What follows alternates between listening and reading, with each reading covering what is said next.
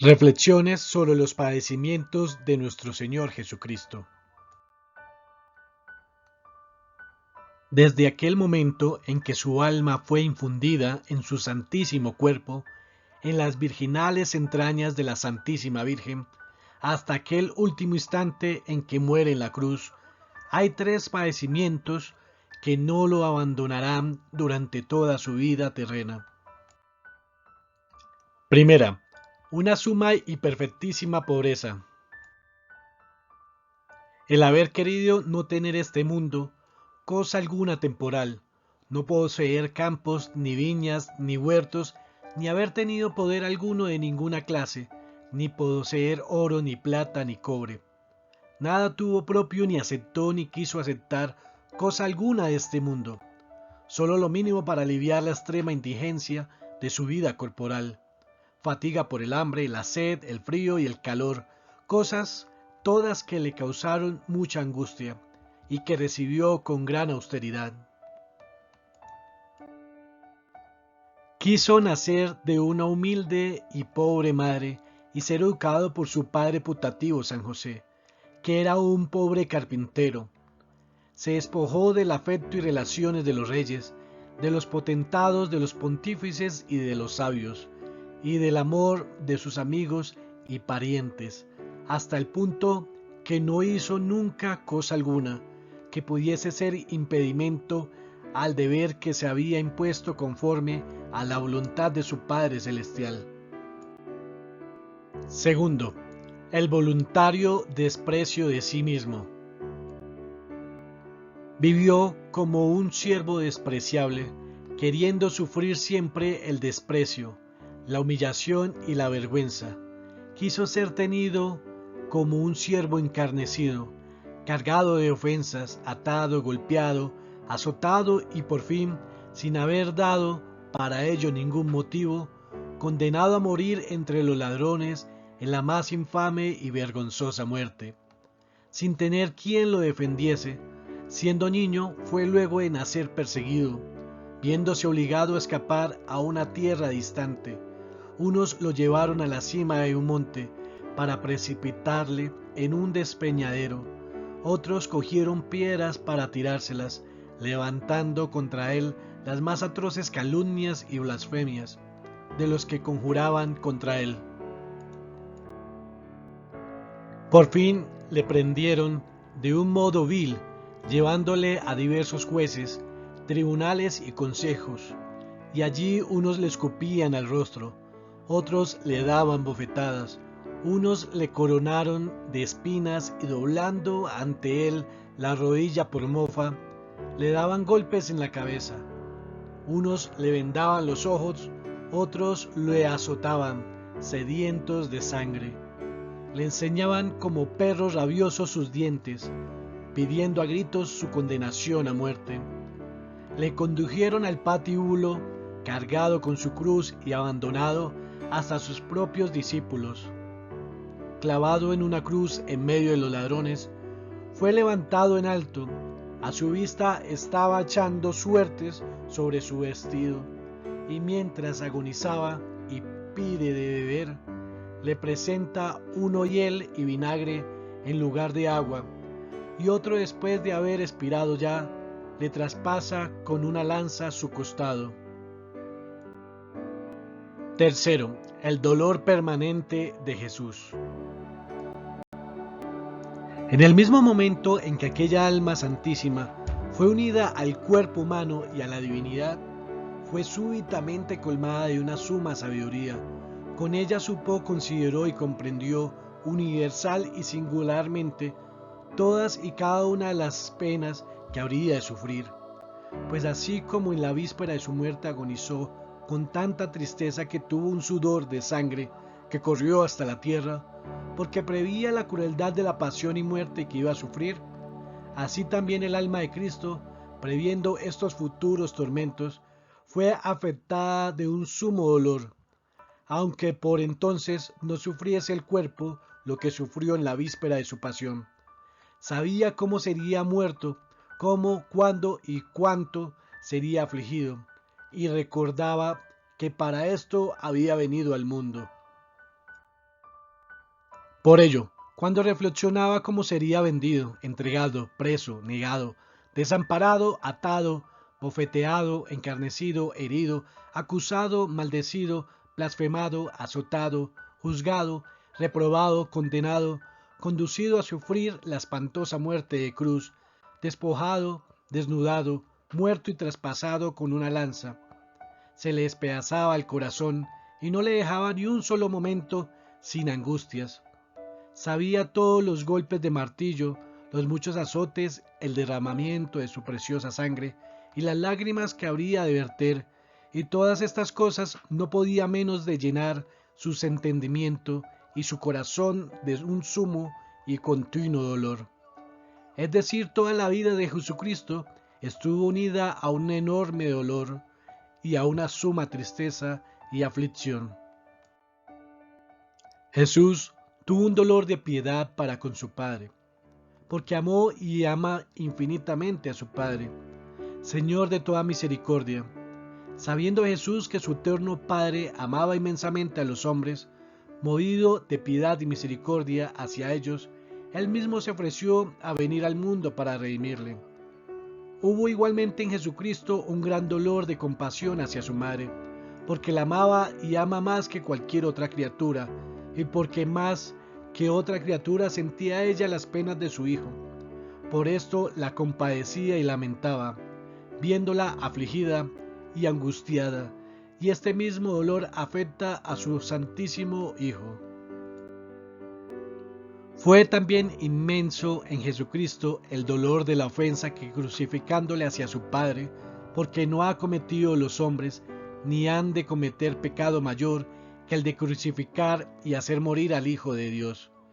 Esta ofensa inmensa debió de conmover inmensamente a Jesucristo, y le obligó a prorrumpir en aquellas palabras: Pater dimite illis non enim essium quiu facium.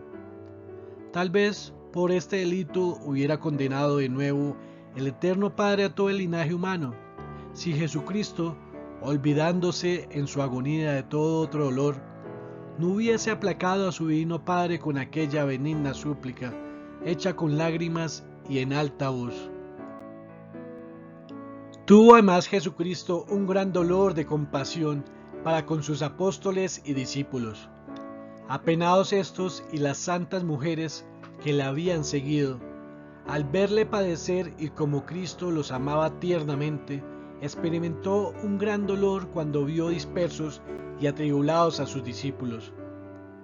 Además de todos estos dolores, experimentó Jesús otro de tal naturaleza que este Dios, hombre entregado y crucificado, fue herido con 4 diferentes espadas. La primera fue la de la crueldad criminal de los endurecidos y obstinados corazones que, llenos de odio contra Jesús, no omitían diligencia alguna para hallar la más cruel y horrorosa manera de exterminar de la tierra al Señor que había venido para salvarnos. La segunda fue la maldad y la justicia de aquella extrema ira y odio que continuamente le tenían los que le crucificaron. La tercera fue la malicia y la perfidia de las lenguas que contra él clamaban. Todas las acusaciones, las murmuraciones, los consejos inicuos, las burlas insultantes y groseras, las blasfemias, las maldiciones, los falsos testimonios y la injusta sentencia fueron otros tantos dolores que sufrió su alma moribunda. La cuarta fue el cruelísimo acto de su pasión, llevado hasta su fin con la mayor ferocidad.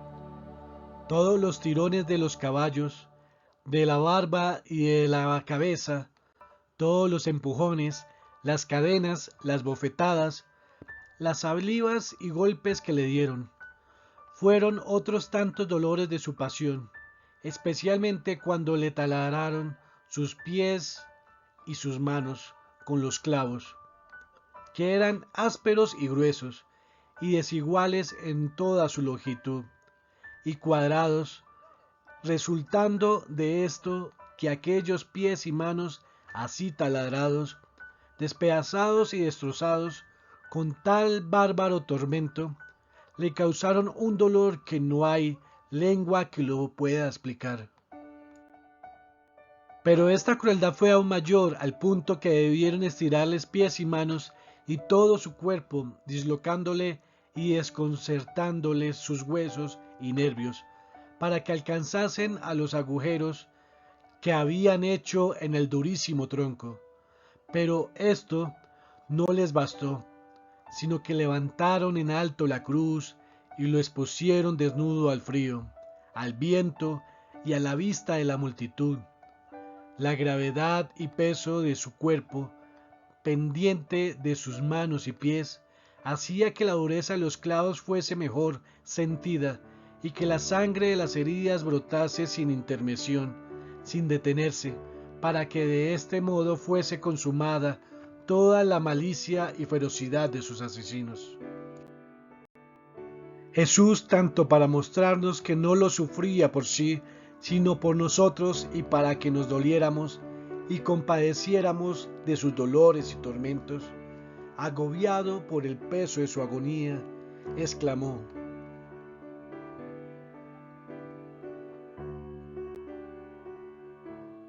Deus meus, ut quid delericisti me. No podía ser abandonado de Dios, siendo Dios él mismo, pero manifestó que era también hombre cuando se declaró abandonado en sus tormentos. Con aquel grito nos manifestó el audísimo, inefable dolor que padecía entonces por nosotros, y nos convidó a que nos condoliéramos de él y le compadeciéramos continuamente. Parece increíble, y sin embargo, en el acto mismo de la pasión, les daba a Jesús ejemplo de paciencia, les enseñaba la verdad y con llanto y clamor rogaba por ellos a su eterno Padre, en vez de tomarles en cuenta y castigarlos por su grandísimo pecado, y que merecía causar la ruina y destrucción de la especie humana y aún del universo entero. Recibieron mayores beneficios, pues aquellos mismos dolores y penas que le hacían sufrir, satisfacía a Jesús por todos nuestros dolores. Entonces fue cuando redimió y abrió las puertas del paraíso a los que crucificaban y a todos los hombres, reconciliándose con su eterno Padre. Y entonces fue cuando los colmó de gracias y los volvió a la condición de hijos de Dios. Por aquellos mismos con que el mundo se había hecho digno de la condenación, pues con la muerte de Jesús acaba de cometer la criatura la más atroz injuria contra su Creador. Oh piedad, oh inmensa misericordia, la del Señor. Oh piedad, oh benignidad infinita, que apenas puede imaginarse, porque de donde abundó la mayor de las iniquidades, de allí mismo sobreabundó una tal y tan gracia que verdaderamente no tiene fin. El que quiere, dice San Buenaventura, adelantar siempre en virtud y gracia, debe meditar siempre en la pasión del Señor, y añade que no hay un ejercicio más útil para santificar el alma que la frecuente meditación de las penas de Jesucristo.